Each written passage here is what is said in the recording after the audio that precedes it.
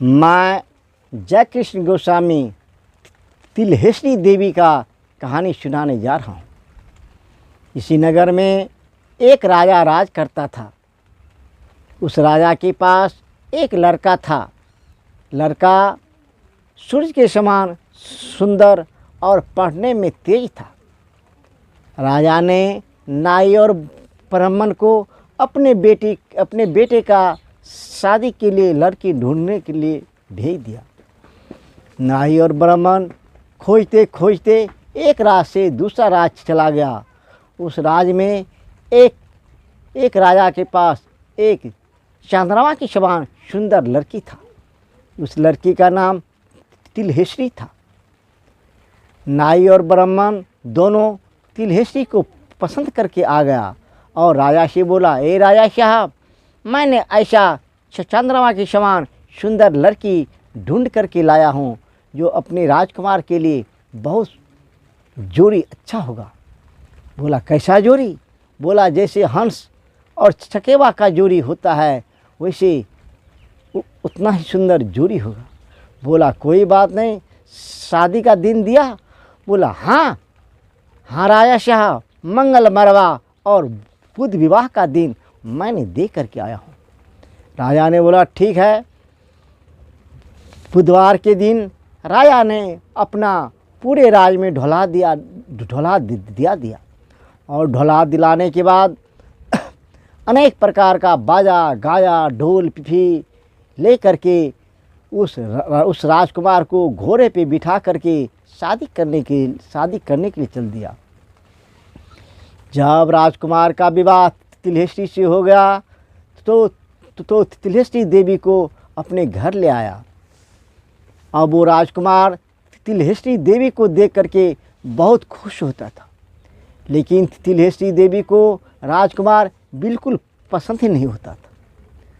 इस बात से तिलहेश्वरी देवी बहुत दुखी रहता था। तिलहेश्वरी देवी बहुत दुखी रहने के कारण राजकुमार तो बहुत खुश रहता था कि मेरी घरवाली एक चांद के समान सुंदर है।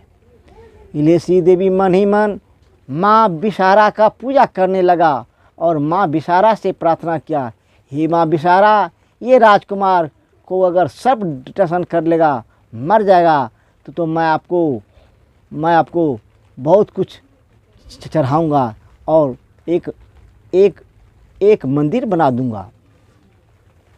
माँ बिसारा ने उसका बात को मान लिया और राजकुमार जब नहाने के लिए गया, अपना पाक खोल के रख दिया तो उसमें एक सर्प बैठ गया। जब राजकुमार नहा के आया और अपना पाक पहनने लगा तो उसमें सर्प को देखा।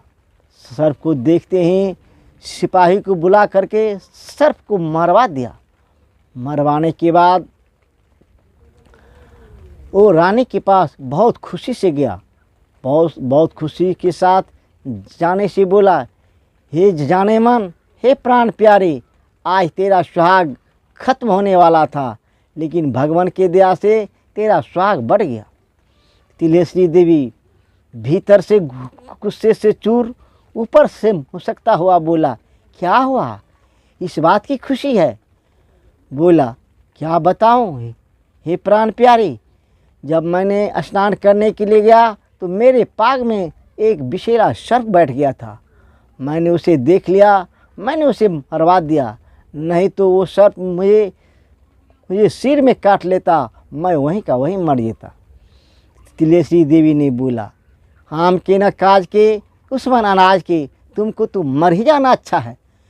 तो तुमसे जब मुझे कुछ होता ही नहीं है, तुमसे मेरा अरमान पूरा ही नहीं होता है, वो इससे भला तो तुझे मर ही जाना चाहिए।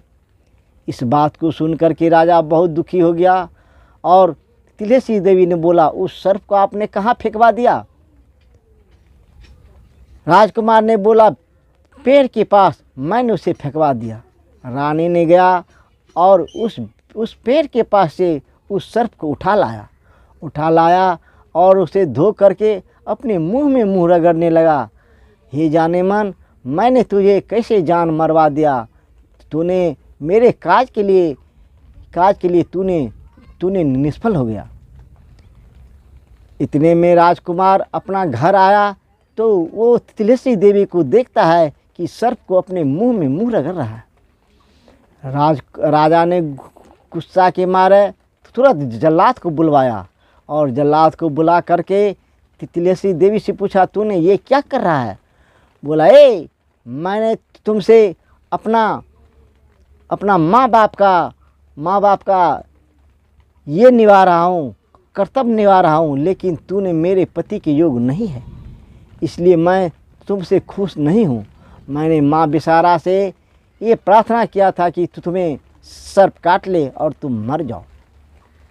इतने में राजा ने जल्लाद को ऑर्डर दिया, रानी तिलस्मी देवी को गड्ढा खून करके काट करके दफन कर दिया और राजा बहुत बड़ा महात्मा हो गया। तिलस्मी देवी का कहानी समाप्त।